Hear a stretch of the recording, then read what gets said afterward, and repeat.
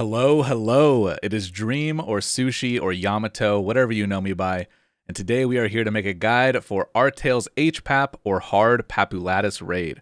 In this video, I will be covering all of the mechanics of the fight and how my groups have learned to best deal with them. The goal of this video is to be a nice visual introduction to the fight to prep new players who are about to go into their very first set of dojo practice runs. I will try to only cover the basics with a little tips and tricks here and there to not overwhelm someone who is seeing this fight for the very first time here, but things that'll make you consistently perform better and easier I will still leave into this video. That being said, I will be skipping a lot of the basics. I assume that you have cleared at least normal pap, as you will need to even walk into hard pap dojo, so make sure you've gotten that done. If you have any Zac experience, even better. So with all that out of the way, let's jump right into the guide. First things first, recommended party composition. Post-nerf, these aren't exactly locked in stone. However, for new teams or for people bringing in new players to clear for their first time, I recommend following this template. 1 Dark Knight, level 140 plus. 2 Mages, level 140 plus, preferably at least one of them being a Bishop for safety. And the rest of the slots filled with DPS that are level 145 or higher. Also a little warning here, do not bring too many warriors of low level or low gear score, as they will have a hard time hitting the second body at the end of the fight, making you have to clear the first body way quicker to be consistent. For squishy classes like Night Lord or Corsair, you need to have at least 6,000 HP with Hyper Body, but more will make it more comfortable. Alright, first I want to bring you into the arena, since learning this map's layout and its safe spots is arguably the majority of the work towards clearing this fight. On the right and left ends of the map, we have hidden teleportals that will bring you to a top lane of the arena. The left teleport being a little bunker, and the right teleporter being a little star. Both will take you to either end of this top platform where your party's main mage will be spending most of their time completing the clock mechanic that we're going to talk about near the end of the video. But this area can also be used as a bridge connecting the sides of the map if you need it for the first half of the fight. And then you can see the bottom part of the map is broken up into 2 sides with multiple platforms separated by a huge clock in the center. There's a one-shot mechanic that Hard Pap will be spamming all over the map after he has dropped below 50% HP, making the top bridge area not very safe, and making the majority of the bottom area not safe either. However, there are specific spots where these red clocks that one-shot you cannot be placed, and so these safe spots are exclusively where the party will be standing for the entire latter half of this raid. I recommend that you come in here with some PQ coin markers and get familiar with these spots, so when there are multiple mechanics and movements happening during your learning runs, these spots are already pre-learned inside your head. So let's cover what these safe spots are. This flower here is where you summon hpap, but it is also our very first safe spot. So let's drop some coins on it. The safe spots aren't pixel perfect, and they have a bit of give in either direction, so don't feel the need to overly micro adjust too much. We're dropping coins here so that if you're lined up basically with coins, you are generally safe. You can also see that it is conveniently lined up with the floor's line pattern below the map. The right side of this arena's safe spots are all lined up with every other line pattern on the floor as we move to the right. Because of this, in my group strategy, we opt to exclusively fight the main Papulatus body on the right side of the map. There are 2 more platform safe spots on the very edges of this platform. However, because they are the very edges, it is harder for inexperienced raiders to maintain these spots in a real fight. This left platform one is especially rough because it does not line up with the ground floor safe spot right below it. It is the very edge to the left of this platform. To add to that, there is also a safe spot on the very right edge and very left edge of this map, but you have to be walking into the wall to guarantee that you are safe in those spots, and that are generally only used if you are walking a bomb into the far directions. Now there are also safe spots on the left side from where he is summoned, however they are a bit harder to see at a glance, and so we opt to only really use these if we're moving left for bombs or to kill dark stars. The left side safe zones mostly line up with every other dark shadow in the floor pattern, so I'll show the lines here now. As you can see, they're a little bit harder to get into instantly and recognize instantly like it is on the right. That's why we basically never come to this side with the main body. I will also include an image that shows all of the safe spots all at once, so you can put it on a second monitor while you're learning. But again, I recommend coming in here with some coins, coming in here alone by yourself before your actual official dojo practice, putting some coins down, learning the lines, walking between them. I promise all of that movement and memorization that you put in before you go in will help a ton when you're actually learning and doing it with all of the mechanics happening at the same time. Okay, now that we know the arena, let's talk about the boss fight itself. These will be in chapters on the video's timeline and description, so feel free to jump around if you're looking for something specific, but I generally recommend watching the entire thing through at least once before skipping around and doing that. To keep the guide digestible, I will be talking about the actual boss's patterns and mechanics first, and then at the end, I will explain the overall clock mechanic happening in the background. Again, my goal is not to overwhelm a fresh learner, and most people in the party don't need to be concerned with what's happening in the arena's clock mechanic in the first place. So, starting from the top, the first 10% of this boss is free. You will only slam the ground and cast 1/1 clocks on your positions. Dodge and move as you wish to save pots, but nothing here is life-threatening. Something to note is that Pap's first body does not have any touch damage, so you can move across him and through him as needed throughout the fight. At 90%, he will also add in horizontal blue and red clock beams. They deal damage and push you back, along with blue ones giving you a weakness debuff, rendering you unable to jump, and reds giving you a mini stun, rendering you unable to move, meaning that you will be eating all cure potions like candies this entire run. Put it on an easily spammable and accessible button that still allows you to move your character while clicking it. These might look like scary attacks, but just treat them like auto attacks and tank them as needed throughout the fight. At 85%, he will gain 2 new attack mechanics, and the arena's clock mechanic will start. Again, let's save the clock stuff for later, so let's jump into his 2 new attacks first. His first new attack is a cast where he makes a purple sigil with his hands, and he places a bomb on a random member of the party. This bomb will not affect the player it is on in any way, but after a few seconds, it will one-shot anyone else within a 2-tile range of you in a circle, meaning verticality will not save your team here. This attack will also go through smokescreen, so watch out for that. The way we deal with it is simple. Anyone stacked up will do a little wiggle to check if it's on them, and take it out of the group either to the left or to the right, normally whichever direction they're closest to, and the rest of the group will just adjust by tucking into the boss and making room for the bomb to go off. This attack will happen consistently throughout the rest of the fight, often happening seconds before and after other mechanics, so it is important not to freak out or panic when it happens. You have a lot of time if you respect the mechanic. Every single time you cast it, someone calls out bomb, you stop attacking, check who has it, the bomb goes left or goes right, rest of the team adjusts if they need to. Okay, now on to the next one. The second attack that Pap will gain at 85% is his DR or damage reflect mode that he has in normal Pap. He will freeze in place and start glowing purple with a big purple clock in front of him while yelling and typing into the chat, "It's alarm time." For physical DPS in the party, this just means stop attacking and wait for it to end without taking too much damage to the Dark Stars. However, for our mages, just like in normal Pap, these Dark Stars are only weak to magic damage, so it is our job to clear them using our full map attacks. Generally, we have our main mage, who is on clock duty, jump down from the top and destroy the left side bombs, while our DPS mage, who is staying on the boss, clears the right side Dark Stars. If you have 3 mages in the party, you can opt to leave your clock mage in the top and split your other 2 mages left and right. Pro tip for dealing with this mechanic as a right side mage who is near the boss during DR, you can bump and take touch damage from a Dark Star to put yourself into an invulnerable state, casting immediately after taking touch damage, so you can not kill yourself with damage reflect.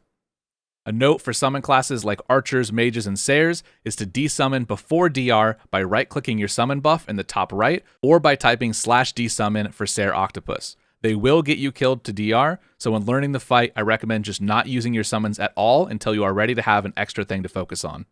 These 2 mechanics will now continue happening for the rest of the fight, and now it's just a burn down to 70%. At 70%, 2 very important things will happen. He will start his 3rd attack mechanic, a one-shot AoE puddle, and he will also summon a purple clone of himself. Let's talk about this puddle mechanic first, since it's the first thing you're going to be dealing with at 70%. Pap's main body will freeze in place and grow a light blue color while yelling and typing into chat, "Watch your step." When this text goes out, one of your party members' current spot will now be covered in a death puddle that is 4 tiles wide. While still above 50% HP on the main body, we simply deal with this mechanic by having everyone stand up on a platform and then all jumping down to the ground floor safely while we wait the puddle out. As long as you do not re-jump back up into the puddle, you are safe on the ground floor below it. The fact that it's an insta-death zone that's so large means that we normally assign someone to keep track of this mechanic for the rest of the fight, just like we did in Zakum. This mechanic can happen roughly every 65 seconds since the last spawn. So a good way to keep track of when you need to be ready to bait the next puddle is to just take the time and subtract 1 minute from it. So if your first puddle spawn is at 17:30, you would make a note and prepare for it at 16:30. If you missed the time that a puddle spawned due to a lot of compounding mechanics, you can also do minus 30 seconds from when the puddle disappears. Every time you approach the window that is typed in chat, or if a raid caller is calling it in voice, you group back up on the platforms, or later in the fight, below 50%, your team's agreed upon puddle bait location. If everyone is ready and expecting the puddle every single time, it makes it and all the mechanics surrounding it way easier to deal with. Another pro tip, this goes through smokescreen, so if you are going to use smokescreen in the later half of this fight, make sure you do it immediately after a puddle spawns in a new safe spot. That way you are safe for the entire duration of the smokescreen. And so now let's talk about the other 70% mechanic, the purple clone. This clone is its own independent hidden health bar and its own random set of casts that it can do. The most clean and consistent strategy we found for dealing with this phase is to have the DPS mage aggro the main red body and stay on the right side of the map with it, while the rest of the party attacks the purple clone and drags it to the left side of the arena. Splitting the bosses achieves two things. It removes the fear of 1-1s and half of the potential horizontal beams from the team that is killing the clone, since they will be out of range of the main body that's casting them. It also allows all DPS to focus on killing the clone as soon as possible. The reason why we want the clone to die as soon as possible is because every few seconds it will do a random cast of debuffs. It'll show that it is casting one of these random debuffs by having purple ghosts scream out of its head, so every single time you see this animation, prepare to react to what happened. The only two debuffs that you need to worry about and react to instantly are Potion Lock and Buff Dispel. Both of these make it very easy to die in this raid. In the case of Potion Lock, it's the bishop's job to come down to the left group on the clone and heal them through it. The DPS mage on the right will have the responsibility of iframing his slams with teleport and dodging the 1-1s. If it becomes the case that DR overlaps with the Potion Lock mechanic, the right side mage will be expected to use Infinity to still kill their Dark Stars without nuking their entire mana and defensive pool. In the case of a Buff Dispel, your DK needs to be ready with Hyper Body and Power Crash for the entire team. Your mages also need to be ready to magic guard themselves to protect themselves from incoming damage. There will be a lot of cases where you will lose your buffs mid-attack, so your DK and mages need to be vigilant on their rebuffs. However, because we split the bosses to the opposite ends like we did, you should see way less unreactable deaths to this phase. It should only take a couple more minutes to finish off the clone. Once you do, rejoin your DPS mage on the right and continue DPSing the main body. And then finally, at below 50% HP, hpap will add his final new attack mechanic, red clocks that will one-shot KO you. We already talked about the safe zones at the beginning of this video, so please go back and watch that section if you skipped it. So from here on out, we will exclusively be standing in these safe spots, readjusting back into them after every single hit that knocks us out of it. When we move for mechanics like Bomb and Puddle, we are only moving from one safe spot to another safe spot. Even during downtime, you will want to get in the habit of standing in a safe spot. At 20%, these clocks will become a lot more aggressive, but for the team on the bottom, nothing much changes outside of needing to readjust back into your safe spots more often because there is just so much more on screen hitting you. And just to reiterate here, we are basically at the end here just completing our loop of baiting Puddle, moving to new save spot, making sure bombs are going out of the group, DPSing, rinse, repeating. Everything but puddles, bombs, and red clocks we are taking to the face, chugging pots, and realigning ourselves with safe zones every single hit. And as a DPS player, that's the whole fight. You get the main body to 0%, he will summon his normal pap second body. It has low HP, no one-shots, does physical touch damage, and has a very high accuracy check, just like normal pap did, but the second body shouldn't take more than 2 minutes to finish off unless you brought way too many warriors. So with that said, I recommend if you are solely a DPS role in your party, I would pause the video here, go get your arena practice in, go do your dojo, don't overload yourself with too many things that you don't need to know. The next mechanic I'm going to cover is only the responsibility of your main mage player, preferably the bishop, and one physical player helping them, preferably one with a single target attack.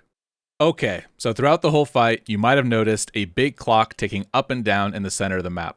This is the arena's clock mechanic, and it must be maintained correctly or it will wipe the party.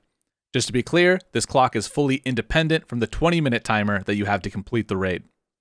At about 85% HP on the main body, this clock will unfreeze and begin ticking down at 10-second intervals. The amount of time that it ticks down every 10 seconds starts at 30 minutes on that clock, growing all the way to taking away 1 hour every single tick as the boss's HP gets lower. We will be offsetting this time loss on the clock by killing mobs on that very top platform that have increments of time placed above their head. Killing these mobs will add their time to our clock. Kill a mob with 2 hours above its head, it will add exactly 2 hours from our time onto the clock. Our goal is to keep the clock from reaching 0, but also to keep it from reaching above 12. So we are ping-ponging it back and forth between at the minimum 10 minutes and at the maximum 11:50. Our real goal, ideally, is to keep it above 6 o'clock the entire fight, as the clock is also directly tied to our damage output. If the clock is at 11:30, the party will be effectively doing double damage to the boss, while inversely, if the clock is down at 1 hour left, your DPS will be doing no damage to the boss. And so the main mage, or Time Lord as we affectionately call it, their job the entire fight is just to manage this clock, really only coming down to heal Potlock or to kill Dark Stars.